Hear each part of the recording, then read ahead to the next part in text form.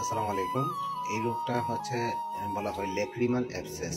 যারা চোখ দিয়ে পানি পড়ে কিন্তু অবহেলার কারণে চোখে নেত্রনালী চিকিৎসা করায় না, তাদের একটা পর্যায়ে দেখা গেছে পানি জমতে জমতে এই জায়গাটা মানে একটা অ্যাবসেস হয়ে যায়, ফুরার মতো জমে যায়। একটা সময় এটা শক্ত হয়ে ফুরার মতো হয়ে যায়। তো এটা সঠিক চিকিৎসা না করার কারণে আপনার দেখা গেছে কি এটা টিউমারের মতো জমে যায়। ঠিক আছে, তখন এটা কেটে অপারেশন করে এটা মানে ফেলে দিয়ে ওই গর্তটাকে ব্লাড সার্কুলেশন কমে দিতে হবে। ঠিক আছে, তারপরে গিয়ে সেটা চিকিৎসা ফুলফিল হবে। তো এটি আমার অনুরোধ রইল, যাদের এই সমস্যা আছে, নেত্রনালীর সমস্যা আছে, পানি আসে চোখ দিয়ে, দ্রুত চোখে ডাক্তারের শরণাপন্ন হয়ে চোখে চিকিৎসা